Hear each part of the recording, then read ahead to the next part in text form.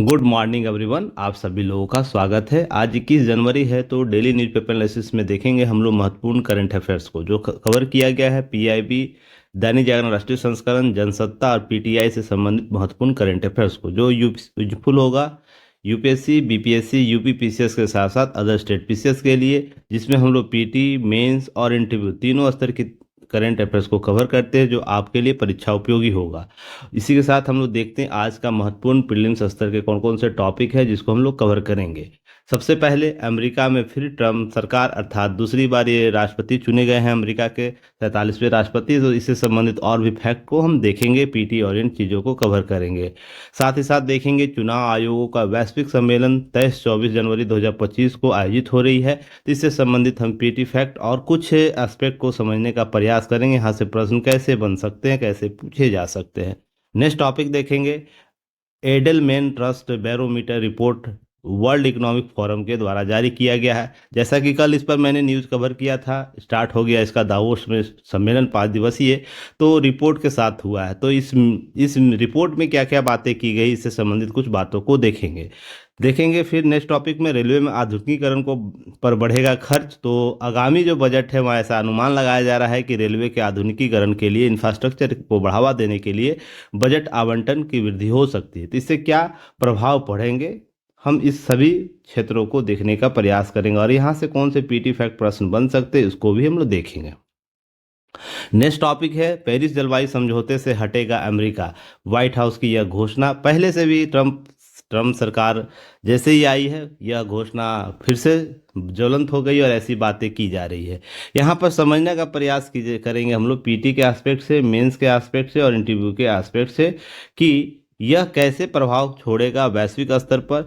Paris जलवायु समझौते से संबंधित महत्वपूर्ण तथ्यों को देखेंगे, इसकी चुनौतियों को देखेंगे, अर्थात इसका पूरा एनालिसिस आज होगा। तो हम इस तरीके से चीज़ों को कवर करेंगे। नेक्स्ट है, आज के मेंस के टॉपिक में कोई भी टॉपिक आपके लिए उस तरीके का उपयोग नहीं था जहां से मेंस के डायरेक्ट क्वेश्चन बन सकते हैं, तो इसलिए इसे आज इस कॉलम को खाली रखा गया है। पेपर में, हालांकि पेपर कटिंग में आपको आज का जो आपको एडिटोरियल आया है, हम उसको आपको शेयर कर देंगे व्हाट्सएप चैनल पर, तो आप एक बार उसको ज़रूर व्यू कर लीजिएगा। जहाँ पर हम चीज़ों को भावनात्मक रूप से एग्जाम में नहीं जाते, एग्जाम के प्रश्न वैसे तैयार किए जाते हैं जहाँ से टॉपिक आपके सिलेबस से टैली करता हो, तो हम वहाँ पर चीज़ों को कवर कर लेंगे। तो आज का मेंस एडिटोरियल जो आपको है उससे हम लोग कवर करेंगे। ऐसे में हम लोग बात करेंगे आज ऐसे एडिटोरियल में निरंतरता की राह, कि कैसे हम निरंतर किसी कार्य के लिए, निरंतरता जरूरी है किसी कार्य की सफलता के लिए, यह जरूरी है। तो इसके संदर्भ को समझेंगे और साथ ही साथ कुछ लोकोक्तियों को देख लेंगे, यहाँ से लोकोक्तियों को देखेंगे। और इसी के साथ साथ ध्यान रखिए, निरंतरता की बात जब भी होगी तो यहाँ धैर्य की भी बात होगी। अर्थात एक मान लीजिए लंबे अवसर के लिए सफलता प्राप्त करनी है, 5 वर्ष, 10 वर्ष, 15 वर्ष या 25 वर्ष के ऐसे जो लक्ष्य होते हैं ना, उसके लक्ष्य है। तो इसके लिए क्या होता है, इसके लिए धैर्य बहुत इंपॉर्टेंट फैक्टर काम करता है। तो धैर्य और निरंतरता के बीच कैसे संबंध है या अंतर संबंध हम बोल सकते हैं उसे, इसी परिप्रेक्ष्य में सारी तथ्यों को आज देखेंगे। आप अगर तैयारी कर रहे हैं, आप सपने अपने मान लीजिए यूपीएससी और पीसीएस में आप अधिकारी बनना चाहते हैं, सिविल सेवक बनना चाहते हैं, तो आप एक ग्रेजुएशन लेवल से ही अपने सपने बुने होंगे। तो ग्रेजुएशन से पहले आप इंटर में जैसे ही गए, इंटर के बाद आप क्लियर हुए कि हमको किस किस फील्ड में जाना है। ग्रेजुएशन के पार्ट 1, पार्ट 2 या पार्ट 3 में आपने अपना फाइनल डिसीजन बनाया होगा कि हमको यूपीएससी में या पीसीएस स्तर पर अधिकारी बनना है। तो इसके लिए एक धैर्य बहुत इंपॉर्टेंट है। उस धैर्य के साथ कार्य उसी गति से करने की आवश्यकता है जिस गति से डिमांड आपको प्रत्येक दिन होता है। तो यह बहुत इंपॉर्टेंट है, निरंतरता का कॉन्सेप्ट आपको यहाँ से प्रश्न पूछा जा सकता है, तो हम इस पर चर्चा विशेष करेंगे। हम लोग डीएनए के लिए आपको डेली न्यूज एनालिसिस के लिए 2 बैच लेकर आते हैं, एक प्राइम बैच, एक बेसिक बैच, जिसमें हम लोग daily PPT, class notes, answer writing practice, doubt solving session आपको रखा जाता है और फॉर्मेट, आंसर फॉर्मेट दिया जाता है। जो प्रश्न आपको डेली दिया जाता है उसके फॉर्मेट भी उपलब्ध कराए जाते हैं ताकि आप एक क्रिप्स नोट्स के तौर पर चीज़ों को कवर कर सके।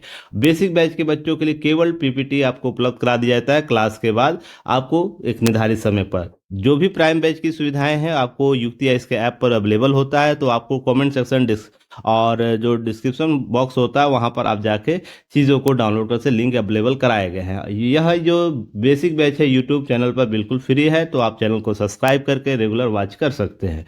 यहाँ पर ध्यान रखना है, फी स्ट्रक्चर की बात कर ले तो प्राइम बैच के बच्चों के लिए मात्र 599 एक साल की वैलिडिटी के साथ है। तो बहुत ही लो प्राइस पे चीज़ें अवेलेबल कराई जा रही। क्वालिटी पहले देखिए कंटेंट का, उसके बाद आकलन कीजिए। वो एक कहावत है ना, पहले इस्तेमाल करें तब विश्वास करें, तो मैं उसी फॉर्मेट पर चलता हूँ। अगर मेरा कंटेंट बेस्ट होगा आप उसे जरूर फॉलो अप करेंगे, क्योंकि सफलता ऐसे ही मिलती है। सफलता के लिए निरंतर प्रयास करने होते हैं और एक सारगर्भित और उच्च क्वालिटी के कंटेंट आपके पास होने चाहिए, जहां से प्रश्न में अगर उत्तर लिखे, प्रश्न में उत्तर लिखे वहां से नंबर उठे। तो इसे स्कैन कर लीजिएगा। प्राइम बैच से जुड़ने के लिए या तो डिस्क्रिप्शन बॉक्स में, कमेंट सेक्शन बॉक्स में, सभी जगह आपको क्या दिए रहते हैं, लिंक दिए रहते हैं बैच के बारे में, तो आप वहां से डाउनलोड कर सकते हैं। और ये बेसिक बैच बिल्कुल फ्री है, तो आप इसे भी ज्वाइन कर सकते हैं। अगर हम डीएमपी बात करें तो डेली मेंस प्रैक्टिस की बात करें तो आपको डेली एक क्वेश्चन उपलब्ध कराया जाए जो मुख्य परीक्षा के लिए आपको तैयार करता है। 365 दिन हम आपको लगातार एक प्रश्न लिखाते हैं और यही करते करते बहुत से बच्चे पास आउट भी करते हैं। तो आप में निरंतरता जरूरी है, इसलिए मैं बात कर रहा हूँ ना, निरंतरता टॉपिक क्यों इंपॉर्टेंट है। आज इसे ही समझिएगा आप लोग। 365 दिन काम करिएगा तो 365 दिन पूरी उसी एनर्जी के साथ रहनी होगी जिससे फर्स्ट डे आप रहते हैं, और 365वां दिन। तो इस बीच का जो सफ़र है, उसी बीच के सफ़र में आपको यह मुख्य परीक्षा की तैयारी को अंतिम रूप देने के लिए यह डीएमपी प्रोग्राम लाया गया। यह प्राइम बैच और बेसिक बैच दोनों बच्चों के लिए क्वेश्चन उपलब्ध कराए जाते हैं, पर प्राइम बैच के बच्चों को आपको क्वेश्चन इसका रिव्यू किया जाता है। 1-to-1 मेंटरशिप में सिर्फ प्राइम बच्चों के लिए उपलब्ध कराया, जहाँ उत्तर लेखन की सहायता दी जाती है, मूल्यांकन किया जाएगा, उत्तर मॉडल दिया जाएगा। और इसमें गूगल मीट में हम लोग क्या करते हैं, बात भी करते हैं। गूगल मीट आपको प्रत्येक संडे को आवश्यकता के अनुसार रखा जाता है, सैटरडे को रखा जाता है, सैटरडे या संडे को, जैसे भी स्थिति बनेगी, पर वो बच्चों को नोटिफाई कर दिया जाता है। तो आप रेगुलर वीक में एक बार डायरेक्ट हमसे बात कर सकते हैं गूगल मीट के माध्यम से। तो इस तरीके से क्या होता है, कोई भी क्यूरी हो, कोई भी समस्या हो, कोई भी विषयगत समस्या हो, आप उस पर चर्चा कर सकते हैं। इतना हो जाने के बाद लाइक शेयर सब्सक्राइब जरूर कीजिएगा। युक्ति है इसको विभिन्न प्लेटफॉर्म पर। आप टेलीग्राम चैनल ज्वाइन से कर सकते हैं, जब तक नहीं जुड़िएगा सारे नोटिफिकेशन वहीं दिए, सारे अपडेट वहीं उपलब्ध कराए जाते हैं। तो टेलीग्राम चैनल सर्च कर लीजिएगा युक्ति आईएएस, तो आप टेलीग्राम पर हमें पा जाइएगा, लिंक दिए रहते हैं, तो आप वहाँ से आप कवर कर सकते हैं। आप व्हाट्सएप चैनल भी ज्वाइन कर लीजिएगा, क्योंकि यहाँ पेपर कटिंग अतिरिक्त दिया जाता है। और यूट्यूब चैनल को तो सब्सक्राइब करना ही है, शेयर भी करना है, और इंस्टाग्राम फेसबुक भी आप जुड़ सकते हैं अगर है अवेलेबल तो। चलिए प्रीलिम्स के टॉपिक पर आते हैं। सबसे पहले तो ये समझिए कि ट्रम्प सरकार 47वें राष्ट्रपति के तौर पर 57 राष्ट्रपति के तौर पर शपथ ले लिए। शपथ लेते ही बहुत सी चीज़ें विश्व पटल पर उभर कर सामने आई, तो धीरे धीरे हम सारी चीज़ों पर बात करेंगे। फिलहाल इनके बारे में आज देखते हैं, इनके संक्षिप्त। यहाँ से प्रश्न पूछा जा सकता है, खासकर किस दल से ये है, क्योंकि पहले भी पीएससी के एग्जाम या अन्य एग्जामों में यह प्रकार के पीवाईक्यू देखे जा चुके हैं। तो आपको सबसे पहले याद रखना है, ये रिपब्लिक पार्टी के हैं। उसके इनका जन्म स्थान न्यूयॉर्क है और डोनाल्ड जे ट्रम्प इनका नाम है। साथ ही साथ इन्होंने पेंसिल्वेनिया यूनिवर्सिटी से स्नातक किया है। और उसके बाद इनके बहुत ही व्यवसाय हैं। उसके बाद कुछ चीज़ों को याद रखना है, 14 से ज़्यादा इनके बेस्ट सेलर किताब भी हैं। तो यह भी ध्यान रखना है कि बेस्ट सेलर श्रेणी में इनके किताब रहते हैं। पहली पुस्तक इनका the art of the deal रहा, बहुत ही महत्वपूर्ण है व्यवसाय की दृष्टि से, क्योंकि वहाँ पर जो नए नए इन्वेस्टर हैं या नए नए निवेशक हैं, नए नए आपको व्यवसाय करने, बिजनेस फील्ड में जाने चाहते हैं, इस बुक को जरूर पढ़नी चाहिए, क्योंकि एक art of the deal concept इनके द्वारा दिया जाता है। तो ये सब चीज़ें आपको ध्यान में रखनी है। अब ध्यान रखिएगा, यहाँ पर 47वें राष्ट्रपति के तौर पर इनको दिया गया है, शपथ लिए हैं इन्होंने। तो विश्व के प्रमुख राष्ट्रों में, शक्तिशाली राष्ट्रों के प्रथम व्यक्ति के तौर पर ये चुने जाते हैं, तो इनका स्थान अलग होता है। इनकी बयानबाजियाँ, इनकी कार्यकारियाँ, इनकी कलाबाजियाँ से विश्व पहले भी देख चुका है। उनका उनसे थोड़ा सा दो चार हो चुका है। तो इश्क बाजियाँ इनकी अब चलेगी बहुत जोरदार तरीके से। आते ही घोषणा हो चुकी है बहुत सी चीज़ें, 5 इनकी डील आपको बताई गई होगी। इसके साथ जेडी वेंस उपराष्ट्रपति के भी शपथ लेते, दोनों का नाम याद रखना है, राष्ट्रपति और उपराष्ट्रपति। राष्ट्रपति डोनाल्ड ट्रंप और उपराष्ट्रपति जेडी वेंस, तो इनका नाम याद रखना है। फिर बहुत सी चीज़ें हुई हैं। अब देखिएगा यहाँ पर इसमें पहले केवल एक राष्ट्रपति ग्रोवर केली क्वीनलैंड अमेरिका के 22वें और 24वें राष्ट्रपति रहे। दो बार राष्ट्रपति से संदर्भ ध्यान रखिएगा। दूसरे राष्ट्रपति है जो वापसी करने में सफल, चुनाव हारने के बाद एक बार हार गए फिर वापसी किए थे। केवल एक ही व्यक्ति इससे पहले था, क्लीवलैंड अमेरिका के राष्ट्रपति ग्रोवर क्लीवलैंड, जो एक बार हार चुके थे चुनाव फिर से वापसी किए थे। तो यह चीज याद रखिएगा, ठीक है ना। तो इनका कार्यकाल था 22वां 24वां, तो 23 का इनका गायब था। तो यह चीजें कुछ फीटी फैक्ट याद रखना। और भी चीजें याद रखिएगा। यहाँ पर शपथ ग्रहण यूएस कैपिटल के अंदर कैपिटल रोटुंडा हॉल में आयोजित किया गया था। ये सब चीज भारत की तरफ से भी बहुत से लोग गए थे, जिसमें अंबानी परिवार था, ध्यान रखिएगा। अब यहाँ पर अमेरिका के राष्ट्रपति टॉप 5 के थे, अर्थात शीर्ष 5 वाले। पहले थे George Washington, George Edison, Thomas Jefferson, medicine और मुनरो। तो इन सब का नाम थोड़ा सा याद रखना है, जो प्रथम 5 थे। उसके बाद अंतिम 5 याद रखना है, जैसे डोनाल्ड ट्रंप वर्तमान में, Joe Biden, Donald Trump, Barack Obama, George W Bush, Bill Clinton, फिर जॉर्ज बुश। तो ये सब फैक्ट याद रखना है। अब इसके अतिरिक्त ध्यान रखिएगा क्या कि उसके बाद वुडरो विल्सन का नाम जरूर याद रखिएगा, क्योंकि लोक प्रशासन के जनक भी माने जाते हैं। कुछ कुछ का नाम जरूर याद रखिएगा। ये थोड़ा सा दिया गया है, आप एक बार जरूर रिवीजन कर लीजिएगा। इसके अतिरिक्त ध्यान रखिएगा, आपको यहाँ पर सूची दी गई है जो प्राकृतिक रूप से कार्यकाल के दौरान मर गए, अर्थात राष्ट्रपति रहते हुए उनकी मृत्यु हो गई। तो देखिए, हैरिसन का नाम याद रखिएगा, 1841 में इनकी मृत्यु हो गई थी।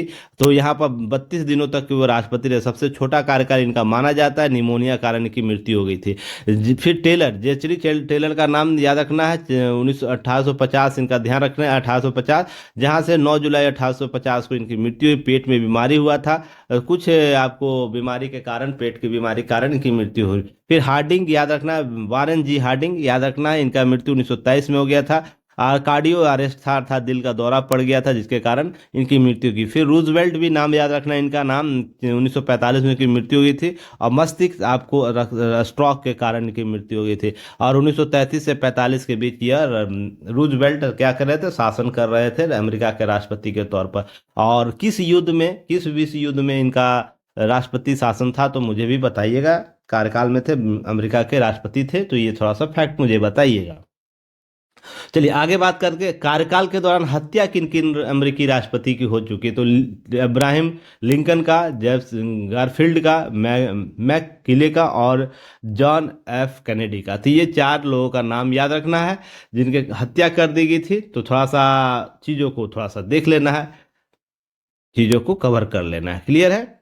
देखिए यहाँ पर हो गया था, गारफील्ड का गोली मारने संक्रमण के कारण हुआ था, ये सब फैक्ट याद रखें। तो कार्यकाल के दौरान ही मृत्यु हो गई थी, फैक्ट थोड़ा सा देख लेना है।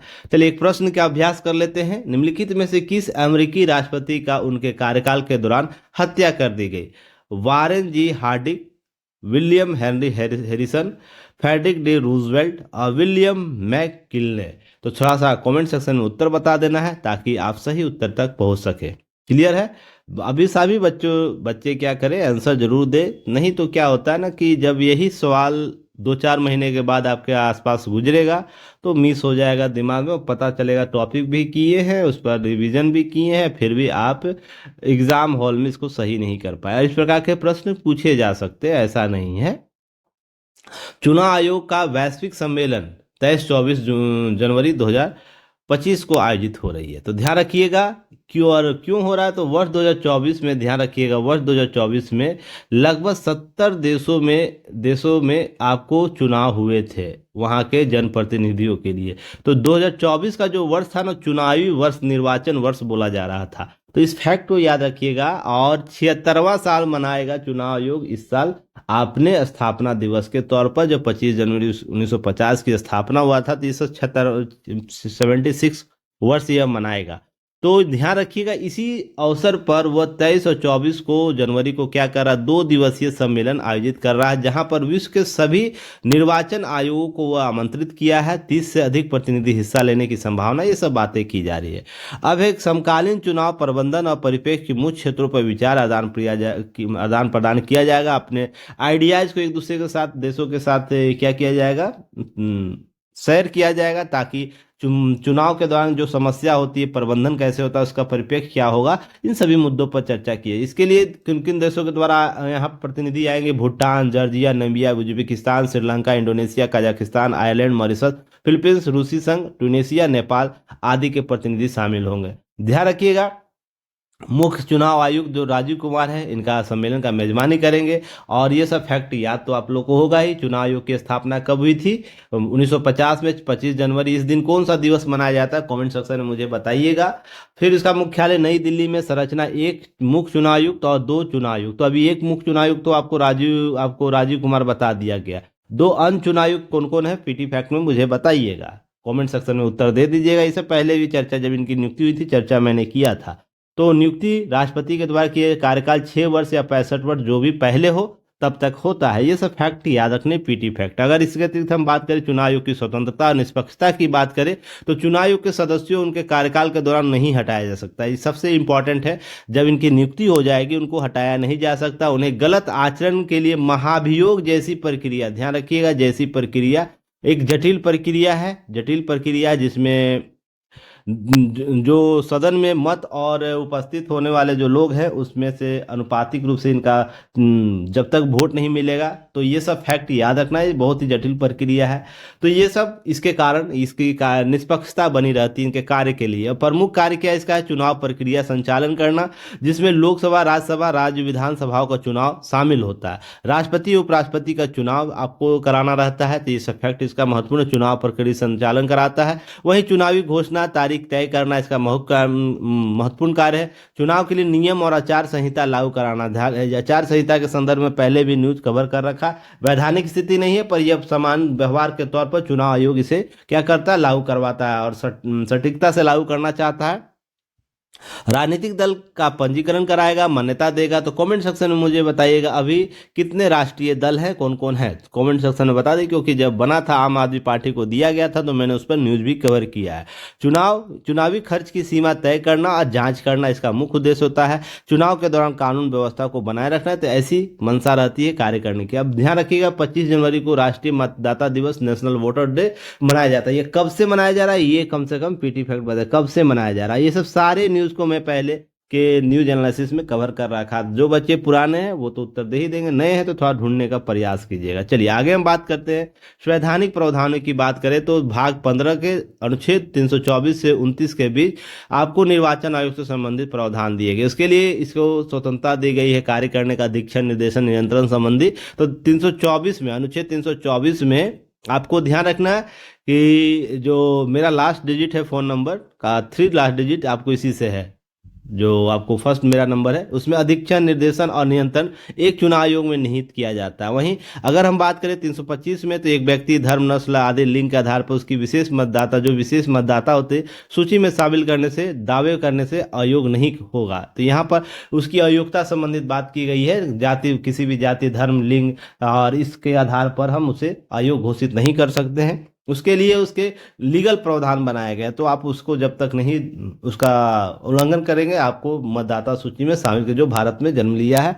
अब है कि यहाँ पर ध्यान रखिए 326 लोकसभा, राज्यसभा की विधानसभाओं के निर्वाचन वयस्क मताधिकार के आधारित होंगे। 326 में, 327 में विधायकों के चुनाव संबंध में प्रावधान करने संसद की शक्ति है। वहीं 328 में किसी राज्य विधानमंडल कि ऐसे विधानमंडल के लिए निर्वाचन के संबंध में प्रावधान किए गए। तो सिंपल सा अर्थ समझिएगा, 327 में विधायकों का चुनाव का संबंध में प्रावधान करता है, और यहाँ पर किसी विधानमंडल की बात करता है। तो यहाँ पर कौन सा 326 में याद रखना है, लोकसभा, राज्यसभा के निर्वाचन वयस्क मताधिकार पे ये सब फैक्ट है। 329 क्या है, निर्वाचन के मामलों में न्यायालय द्वारा हस्तक्षेप से रोक लगाया गया। तो ये सब फैक्ट याद रखना। तो स्वतंत्र निकाय के तौर पर यह काम करता है। ये सब फैक्ट याद रखने हैं, क्लियर करना। इससे संबंधित एक प्रश्न आप लोग को बना लेना है पीटी का। तो संबंधित दिए गए कथनों पर विचार करना, कौन सा कथन गलत है।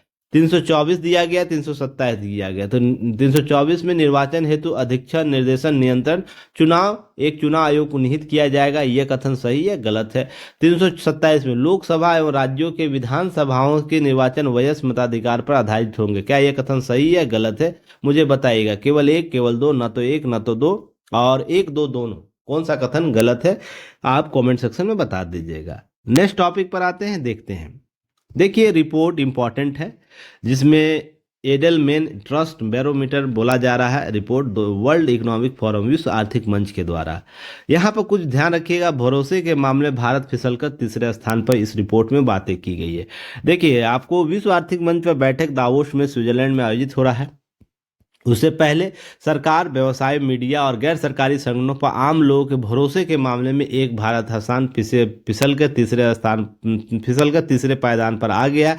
इस सूची में चीन शीर्ष स्थान पर है। भारत के स्कोर में कोई बदलाव नहीं हुआ, लेकिन बढ़े हुए स्कोर के आधार पर इंडोनेशिया भारत के पीछे छोड़कर दूसरा स्थान प्राप्त कर लिया है।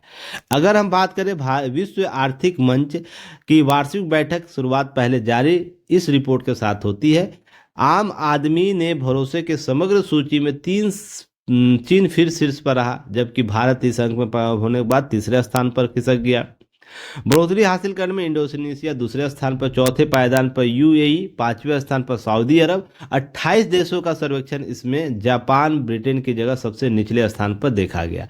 तो यहाँ पर 28 देशों के सर्वेक्षण किए गए थे, जिसमें भारत आपको इस स्थान पर मिलता है, जहां पर बात हो रही है तीसरे स्थान पर। क्लियर है? तो ये फैक्ट याद रखना है। अब यहाँ पर ध्यान रखिएगा कि भारत सहित अधिकांश देशों में कम आय वाले आबादी है, उच्च आय वर्ग की तुलना में बहुत कम भरोसा करती है। वहीं उच्च आय वर्ग में भारत, इंडोनेशिया, सऊदी अरब और चीन के बाद चौथे स्थान पर था, जबकि कम आय वाली आबादी में भारत, चीन और इंडोनेशिया के बाद तीसरा सबसे भरोसेमंद देश बना। तो यहाँ पर कुल मिलाकर बात किसकी हो रही होगी? आंकड़े तो दिए जाएंगे।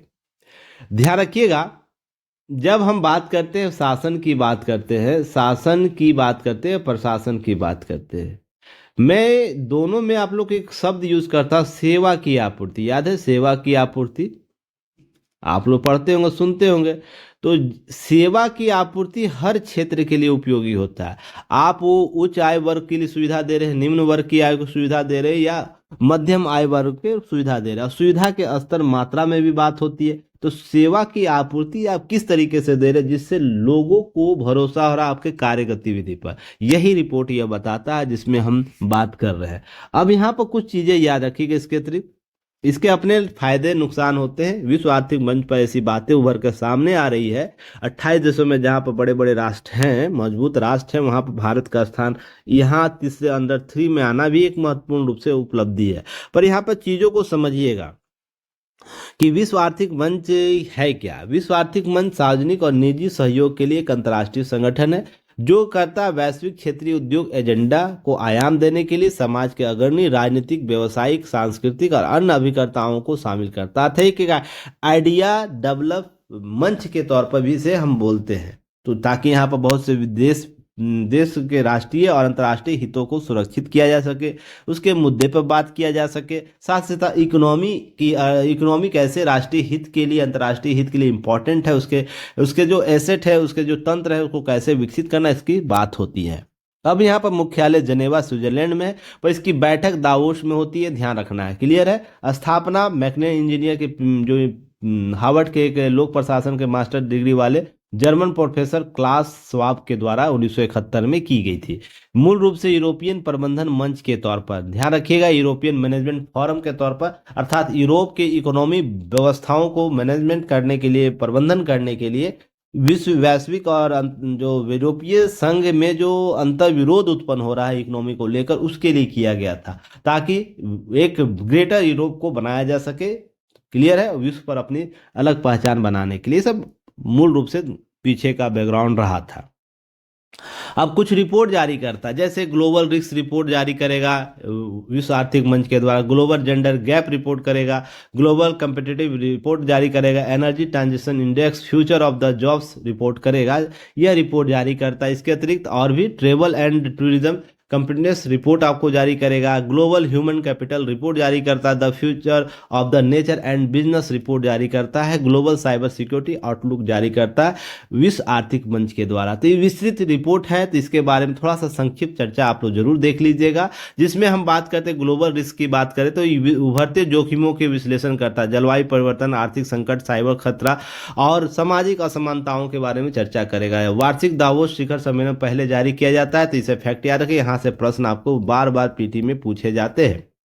ग्लोबल जेंडर रिपोर्ट से भी प्रश्न बार बार पूछे जाते हैं, जहां लैंगिक असमानता की बात होती है देशों के बीच, विभिन्न देशों के बीच जेंडर इक्वलिटी अर्थात महिला और पुरुष के बीच जो आयाम है, मुख्य 4 आयाम शामिल किए जाते हैं गैप के, जेंडर गैप के बारे में: आर्थिक भागीदारी, शैक्षणिक उपलब्धियां, स्वास्थ्य और राजनीतिक सशक्तिकरण। जेंडर गैप इंडेक्स का आधार देशों की रैंकिंग की जानी जाती है। वही कैपिटनेस, आपको ग्लोबल कैपिटनेस रिपोर्ट के बारे में बात करें तो यह आर्थिक प्रतिस्पर्धात्मक स्थिति को बताता है, जहां नवाचार, संस्थानों की गुणवत्ता, बुनियादी ढांचा, आर्थिक स्थिरता जैसे कारकों का विश्लेषण किया जाता है। एनर्जी के बारे में जब रिपोर्ट आती है तो यहाँ पर ध्यान रखना है, ऊर्जा प्रणालियों में स्थिरता और सुरक्षित ऊर्जा उपयोग की बढ़ावा देने के लिए देशों के आकलन किया जाता है, किस प्रकार के वो कार्य गतिविधि करा, उसके आधार पर अक्षय ऊर्जा का कार्बन न्यूनीकरण की प्रगति पर भी अब नए विकल्प के तौर पर इस पर शामिल किया जाता है। वहीं future of the jobs report की बात करें तो रोजगार, कौशल विकास, समझ, स्वचालन के प्रभाव को अध्ययन किया जाता है, जहां चौथी औद्योगिक क्रांति के संदर्भ में नौकरी के रुझानों और प्रौद्योगिकी परिवर्तनों का भी विश्लेषण अब किया जाता है। ये सब फैक्ट याद रखने हैं, क्लियर है। यहाँ से प्रश्न पूछे जा सकते हैं, इन सब चीजों को याद रखना। रैंकिंग भी अलग से मैं बताऊंगा जब आगे कभी चर्चा होगी। ट्रेवल एंड टूरिज्म बात करें तो यह पर्यटन और यात्रा उद्योग की बात करता है, उसके बुनियादी ढांचा, पर्यटन नीति, सांस्कृतिक आकर्षण की बात करता है। ह्यूमन कैपिटल की बात करेगा तो मानव संसाधन, ह्यूमन रिसोर्स कैसे होता है, उसका गुणवत्ता कैसे होता है, एसेट कैसे होता है, निर्माण क्षमता का विश्लेषण करता है। इसका उद्देश्य मानव पूंजी के विकास में निवेश को बढ़ावा पर जोर देने की बात करता है। यह इस रिपोर्ट में यह चर्चा करेगा। यह फिर उसके बाद फ्यूचर ऑफ द नेचर की बात करें तो वह प्राकृतिक संसाधनों और व्यवसायों के बीच संतुलन कैसे स्थापित किया जाता है, कैसे अंतर संबंध स्थापित किया, इस पर यह रिपोर्ट जारी करता है। ग्लोबल साइबर सिक्योरिटी की बात होगी तो यहाँ पर साइबर सुरक्षा की चुनौतियां और रणनीतियों के बारे में आकलन करता है, ताकि विश्व को एक समानांतर समतामूलक विश्व की नीतियां दे सके। तो ये सब फैक्ट आपको यहाँ पर समझने की आवश्यकता है रिपोर्ट के बारे में। इससे संबंधित एक प्रश्न है जिसे आप लोग जरूर देखिएगा। विश्व आर्थिक मंच के द्वारा प्रकाशित रिपोर्ट सूची में कौन शामिल है? वैश्विक प्रतिस्पर्धात्मक रिपोर्ट, वैश्विक लैंगिक अंतराल रिपोर्ट, ऊर्जा संक्रमण रिपोर्ट, वैश्विक जोखिम रिपोर्ट, ऊर्जा यात्रा एवं परिवर्तन रिपोर्ट। तो यहाँ पर 3 दिए गए हैं रिपोर्ट की सूची में, 1, 2, 3। तो इसमें कौन शामिल है रिपोर्ट के जो प्रकाशित करता है विश्व आर्थिक मंच या वर्ल्ड इकोनॉमिक फोरम के द्वारा? केवल 1 और 2, केवल 2, 3, केवल 1, 3 या 1, 2, 3? तो कमेंट सेक्शन में आप उत्तर दे दीजिएगा, सही उत्तर देने का प्रयास कीजिएगा। क्लियर है? चलिए आगे बात करते हैं। चौथे टॉपिक से पहले कुछ चीजों को देख लेना है।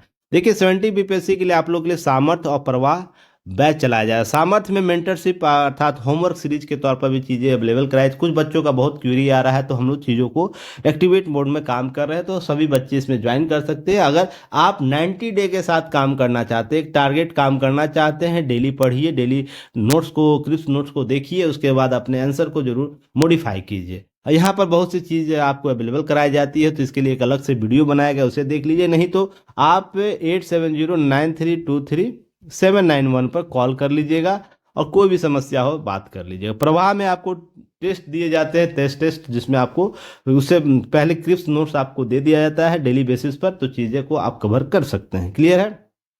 फी बहुत ही अफोर्डेबल रखा गया। सामर्थ्य के लिए 1999 प्लस टैक्स है और प्रवाह 1499 प्लस टैक्स है। क्लियर है? जिसमें आपको GS1, GS2 और ऐसे की चीज़ों को कवर किया जाएगा। उसके लिए अलग से प्लान बनाया गया है जिस पर हम चर्चा लगातार करते हैं। अब इसके लिए टेस्ट ऑर्गेनाइज कराया गया है, तो समय समय पर अपना टेस्ट होगा। पहला टेस्ट हो चुका है, तो आप जो सबके लिए फ्री था, अब अगला टेस्ट आपको डे 10 के ऐसे का टेस्ट अवेलेबल कराया, तो आप उस दिन आप दीजिएगा। अब ध्यान रखिएगा, डे आपको 8 का टॉपिक किया था जो कल आपको कवर किया गया। डे आपको 9 का टॉपिक जो 21 को आज है, जो आपको इस पर टॉपिक अवेलेबल कराया जाएगा। तो आप इसके साथ साथ एक प्रश्न आपको दिया जाएगा 7 PM में, तो आप इसको 7 PM में लिख के भेजिएगा और जो कॉपियां रहती है आपको रिव्यू करके जल्द भेज दिया जाता है। फिर उसके बाद 22 तारीख को आपको टेस्ट है, तो इस तरीके से डे तो 14 तक आपके शेड्यूल यहाँ पर दिए गए हैं। तो 90 डे प्रोग्राम में आप चीज़ों को देख सकते हैं, कवर कर सकते हैं। चलिए नेक्स्ट टॉपिक है, रेलवे में आधुनिकीकरण से बढ़ेगा खर्च। सबसे पहले समझिए कि इंफ्रास्ट्रक्चर में इन्वेस्टमेंट करने से क्या लाभ होता है। सबसे पहले आप वो जैसे ही इंफ्रास्ट्रक्चर में आप इन्वेस्ट करेंगे, सबसे पहले बाजार में क्या आएगी? पूंजी आएगी ना, कुछ तो निर्माण करेंगे। तो यहाँ पर कोर सेक्टर हमारा जो है, कोर सेक्टर वो क्या होता है? बूस्ट होता है। वहाँ पर रोजगार क्रिएट होगा क्योंकि वहाँ डिमांड बढ़ेंगे उत्पादन के लिए, तो रोजगार बढ़ेगा। लोग जो लेबर फोर्स है वो क्या करेंगे, काम करेंगे, उनके पास पैसे आएंगे। तो जैसे ही बाजार में पूंजी निवेश होती है, लोगों के पास पैसे आते हैं, पूंजी का क्या होता है, पूंजीकरण करे किया जाएगा, उसको निवेश किया जाएगा। निवेश जैसे ही किया जाएगा तो या तो पहले से जो फैक्ट्रियां वहां पर काम में वृद्धि होगी या नए फैक्ट्री का निर्मित किया जाएगा। और उसके बाद जब ये हो जाता है फिर रोजगार क्रिएट होता है, क्योंकि रोजगार तो दिया जाएगा ना उत्पादन के लिए। उत्पादन से फिर मार्केट में जब जाएगा तो ये पूंजी का निर्माण करता है, पैसे आते हैं, उसके एवज में मुनाफा होता है। तो ये रोटेशन आपको चलना शुरू हो जाता है। किसी देश के बड़े बड़े प्रोजेक्ट में इंफ्रास्ट्रक्चर आने से प्रत्यक्ष या अप्रत्यक्ष रोजगारों की वृद्धि हो जाती है। अब मान लीजिए कि यह एक वीरान जगह है, ये जो वीरान जगह एक क्षेत्र है, वीरान जगह है, ठीक है, जहां पर केवल घर वुर बने हुए हैं, इंफ्रास्ट्रक्चर का नाम पर जीरो है। जैसे इंफ्रास्ट्रक्चर आपको इस क्षेत्र में किया गया, बहुत बड़े बिल्डिंग है, शहर है, मान लीजिए शहर है, दिल्ली का शहर है, और एक ऐसा क्षेत्र है जहां पर यहाँ से ये गुजरेगा, जहां पर इस क्षेत्र में इंफ्रास्ट्रक्चर नाम का कोई चीज अवेलेबल नहीं है। यहाँ से कोई प्रोजेक्ट गुजरता है तो ध्यान रखिएगा, इसके प्रोजेक्ट के आसपास जो क्षेत्र होते हैं उसके तो मूल्य बढ़ेंगे। फिर वहां पर रोजगार क्रिएट कर इस रास्ते के में जो गाड़ियां जाएंगी, ट्रेन जाएगी, या जो स्टेशन बनाया जाएगा, तो क्या होता है, वो स्टेशन के आसपास घर बनेंगे और भी चीजें, दुकानें बनेंगी, क्योंकि वो आवाजाही होगा।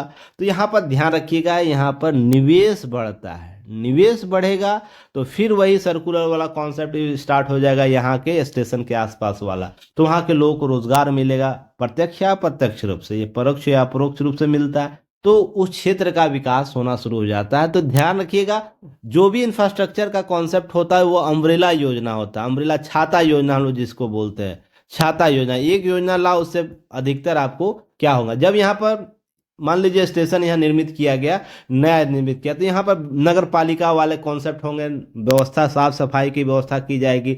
जो जो भी दुकान लगेंगे उसके आसपास जो कचरा होगा उसके लिए नगर निगम के गाड़ियाँ आएंगी, उसके लिए बहुत सी चीज़ें व्यवस्था की जाएगी। नियम कानून प्रबंधन, यातायात के प्रबंधन बनाए जाएंगे।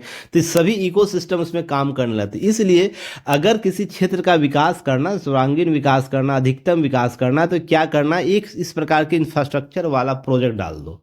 रीजन होता है यह शॉर्ट निर्मित प्रबंधन को डेवलप कर देता है, वहाँ आसपास ऑटोमेटिक हो जाएंगे। आप आस पड़ोस के देखिएगा, घर में पहले आपके घर के आसपास अगर इस प्रकार के हाईवे नहीं गुजरे होंगे तो उसकी स्थिति देख लीजिएगा, और जिस घर के आसपास हाईवे होगा वहां की स्थिति देख लीजिएगा, समझ में आएगा। जैसे अभी हाल ही में एम्स का निर्माण सभी जगह किया जा रहा है ना, एम्स के पास आने के लिए, जैसे पटना का मैं एग्जांपल दूं, पटना में आपको 21 किलोमीटर का एक ओवरब्रिज बनाया गया।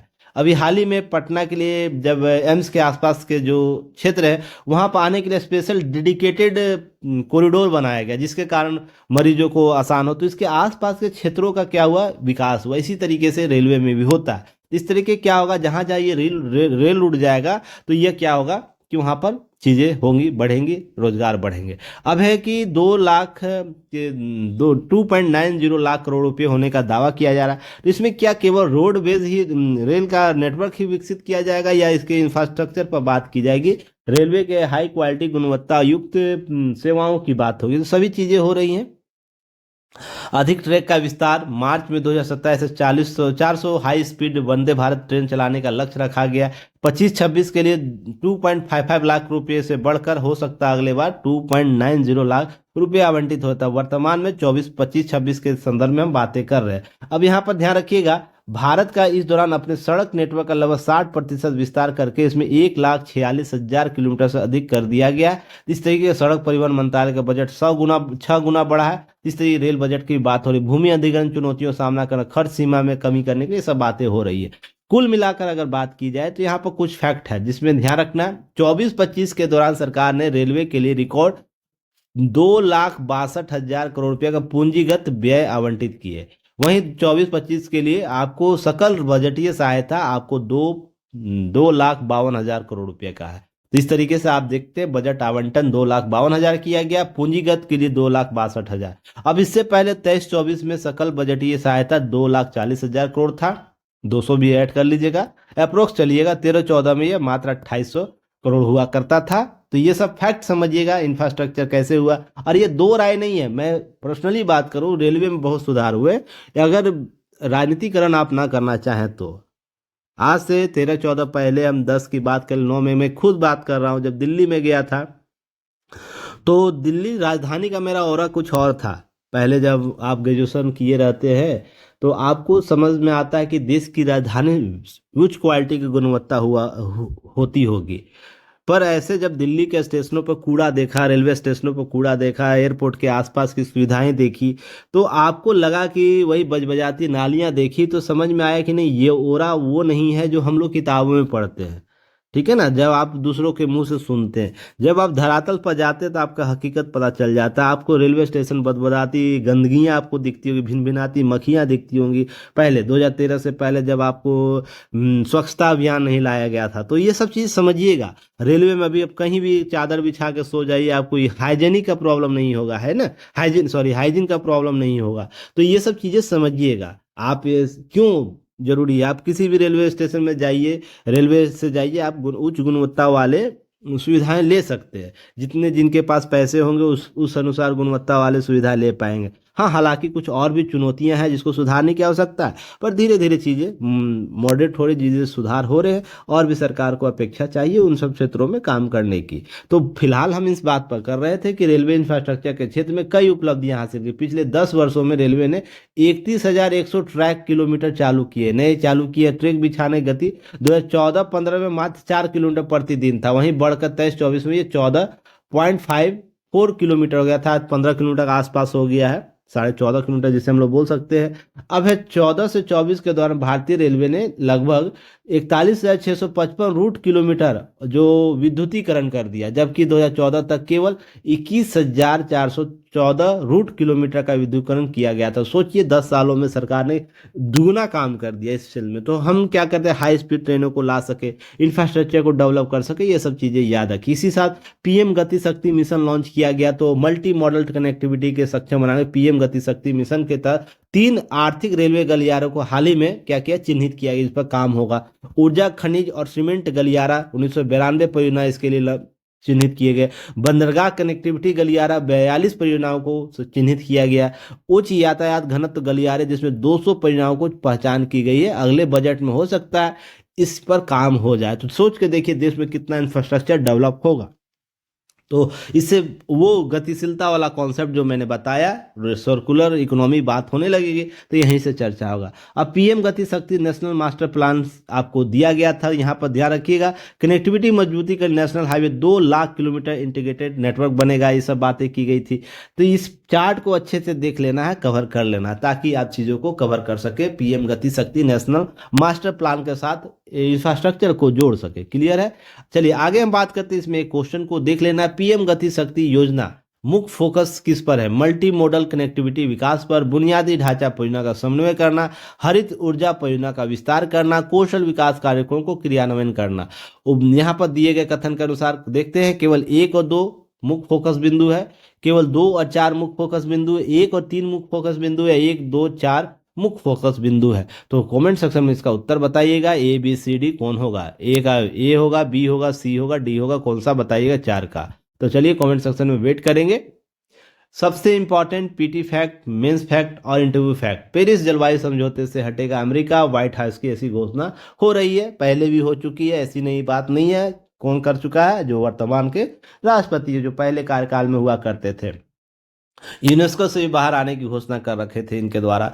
तो देखिए ऐसा क्यों किया जा रहा, सबसे पहले इसके तर्क को समझिए। ऐसा नहीं कि मैं शुरू से बोलता हूं कि सभी के राष्ट्रीय हित अपने अपने होते हैं, और राष्ट्रीय हित अपने लोगों के लिए वो करता है, लोगों के लिए करता है।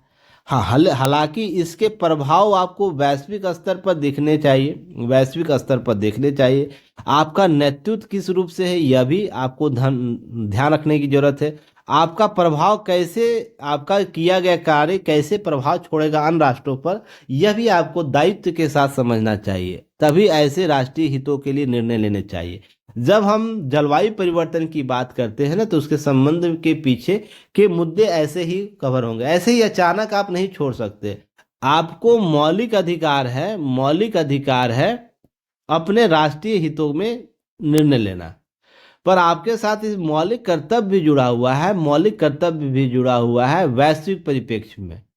तो आपको है ना, वैश्विक परिप्रेक्ष्य में आपको यह समझना होगा इसके बीच के अंतर संबंध को। कोई भी देश जो प्रबुद्ध देश है, जो संबद्ध देश है, जो अंतर्राष्ट्रीय धुरी को मजबूत करता है या अंतर्राष्ट्रीय धुरी को प्रभावित करता है, या द्विपक्षीय रूप से, बहुपक्षीय रूप से, या विभिन्न अंतर्राष्ट्रीय मंचों पर अपनी स्थिति अलग रखता है, तो वो ऐसे ही निर्णय नहीं ले सकता जैसे वो बचकाने तरीके से कि हम मम्मी से रूठ गए, अपने गर्लफ्रेंड से रूठ गए, अपने बॉयफ्रेंड से रूठ गया है। ऐसा नहीं हो सकता है। रीजन उसके पीछे है ना, आपकी एक कार्य गतिविधि से पूरा विश्व का निर्णय पलट जाएगा, विश्व की विश्वसनीयता खो जाएगी, विश्व के मंचों पर स्थापित द्विपक्षीय और बहुपक्षीय संबंधों की प्रश्न चिन्ह खड़ा कर दिया जाएगा, कोई एक दूसरे के साथ भरोसा नहीं करेगा। समस्या है इस स्थिति पर आ जाएगी कि फिर अल्प विकसित और विकासशील राष्ट्रों के स्वामित्व की बात हो जाएगी, उनके अस्तित्व की बात हो जाएगी, उनके उनके कार्य गतिविधियों के भविष्य की बात हो जाएगी। हम साथ ही साथ उससे भी बड़े बात करें तो पृथ्वी पर होने वाले प्रभावों को कौन चिन्हित करेगा। आप संपन्न हो, आप निर्णय ले सकते हो, कुछ भी ले लो, इसका मतलब ये अधिकार नहीं कि किसी कोने में बैठकर, पृथ्वी के किसी कोने में बैठकर रायता फैला दो।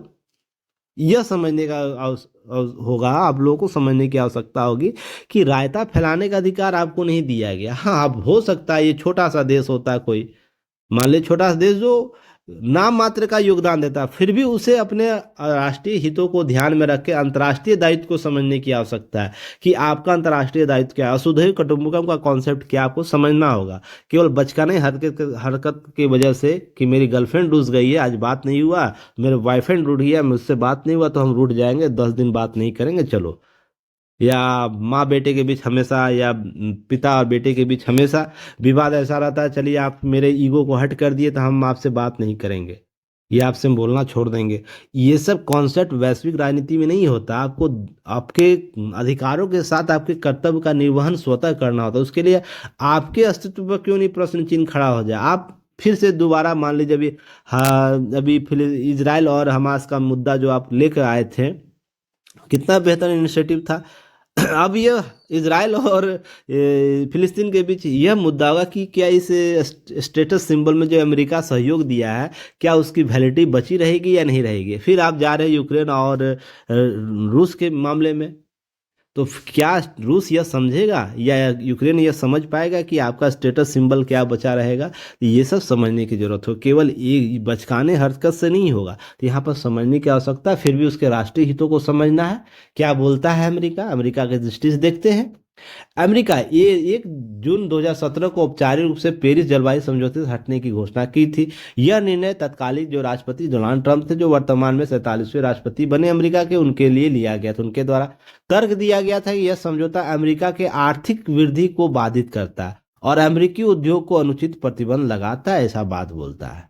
ठीक है, अमेरिका के हटने के कारण आर्थिक प्रभाव बोला जाता है। तो यहाँ पर तर्क जो दिए गए हैं ना, एक तरफा तर्क समझा जा सकता है। अगर आपको ऐसा लगता है तो इसमें संशोधन के मंच बनाए जा सकते हैं ना, संशोधन मंच, कि हाँ इसके लिए हमारे राष्ट्रीय हित कैसे सुरक्षित हो सकते हैं, या अमेरिका जैसे अन्य राष्ट्र जो विकसित राष्ट्र है, जो इकोनॉमी बेस्ड है, वो उसके राष्ट्र उनके कैसे हित क्या हो सकते हैं, बचे रह सकते हैं, ताकि जलवायु परिवर्तन का मुद्दा भी समाधान हो जाए और हमारे राष्ट्रीय हित भी हो जाए। तो इस पर कभी आपने वार्ता किया इस तरीके से? तो नहीं किया, डायरेक्ट एक प्रपोजल डाल दिया विश्व के मंचों पर।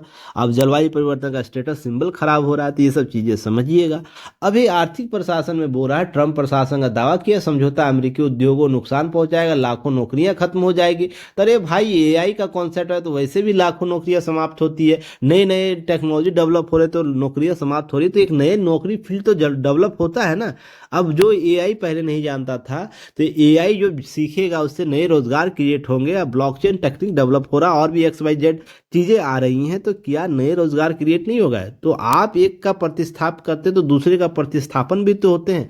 मान ली एक कार्य समाप्त होता है, उससे पहले 4 कार्य तो नए डेवलप होते हैं ना। तो इससे रोजगार क्रिएट होगा। तो यह रोना कि रोजगार समाप्त होगा, यह बचकाना हरकत वाली बात है।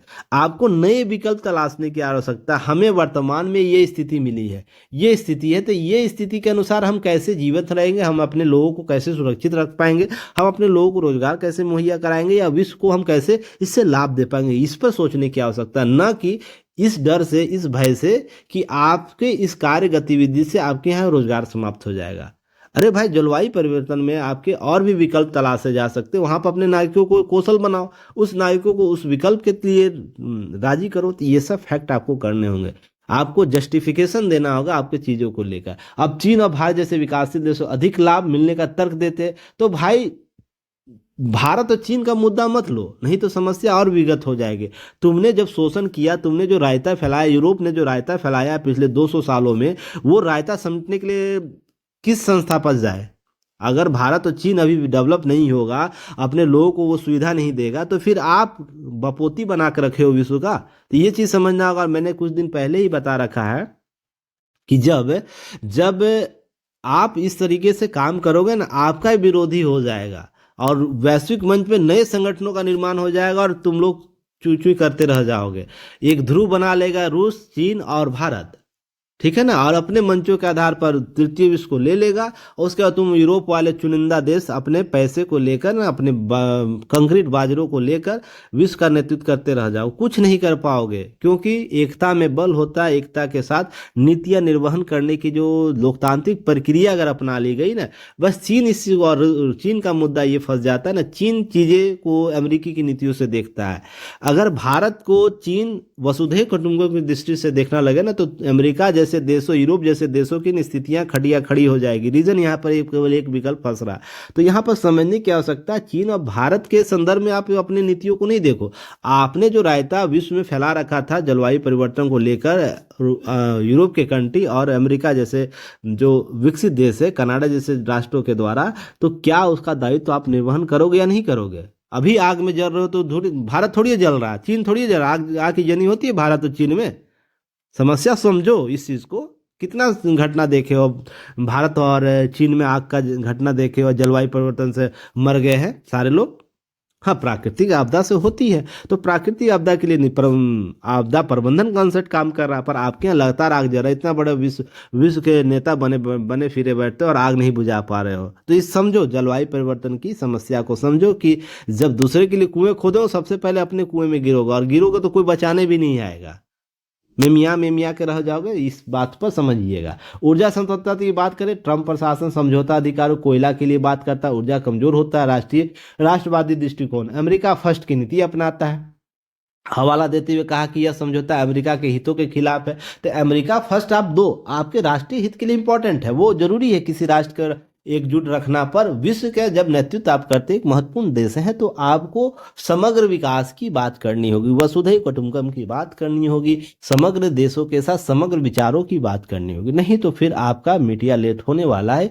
आज से 10 साल, 20 साल, 25 साल आप इंतजार कर लो, ठीक है ना।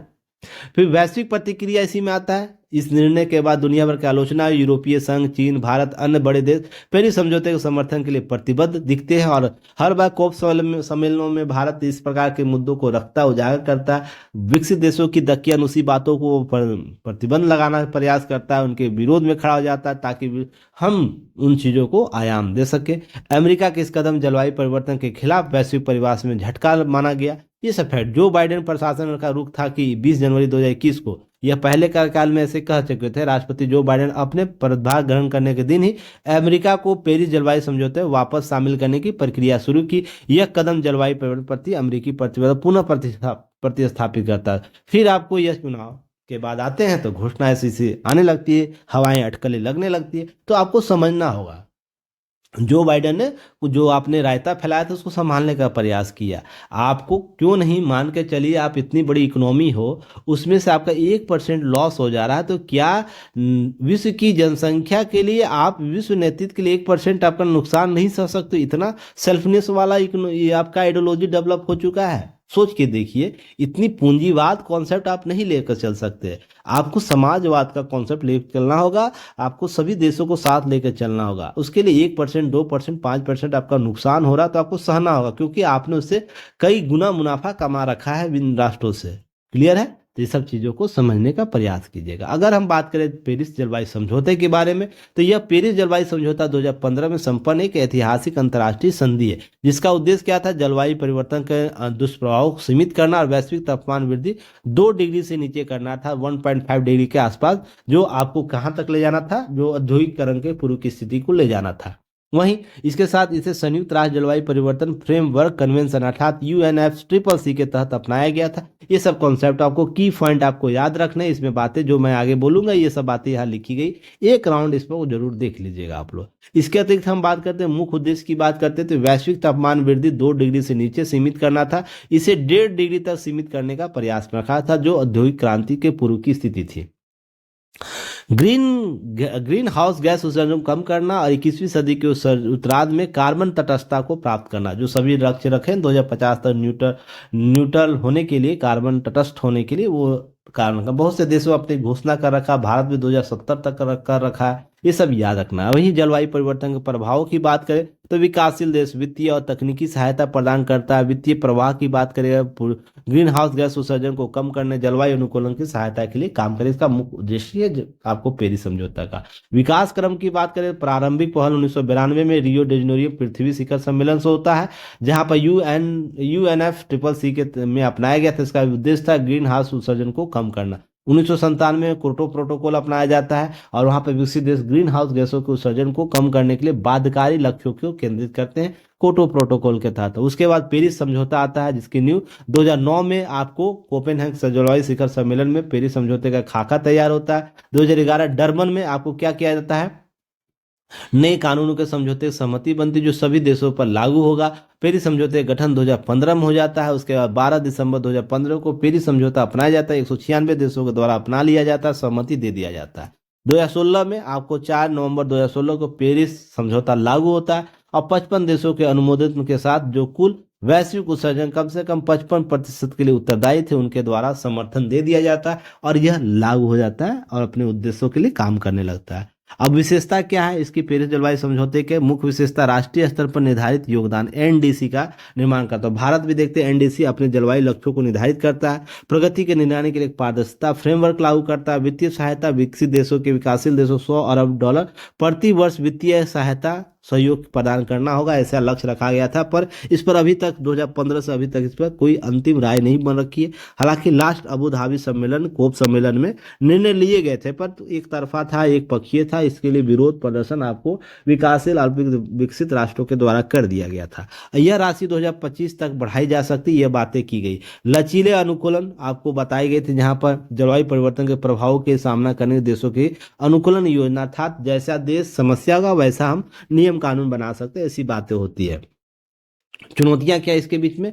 ग्रीन हाउस उत्सर्जन को कटौती करना, लक्ष्यों का पालन नहीं करना, वित्तीय सहायता पूर्ण रूप से न पहुंचाना, विकासशील और विकसित देशों के बीच मतभेद, वैश्विक राजनीति, कुछ देशों के निष्क्रिय रवैया, ये सब आपको चुनौतियां, जिसमें अमेरिका सबसे इंपॉर्टेंट फैक्टर के तौर पर काम करता है।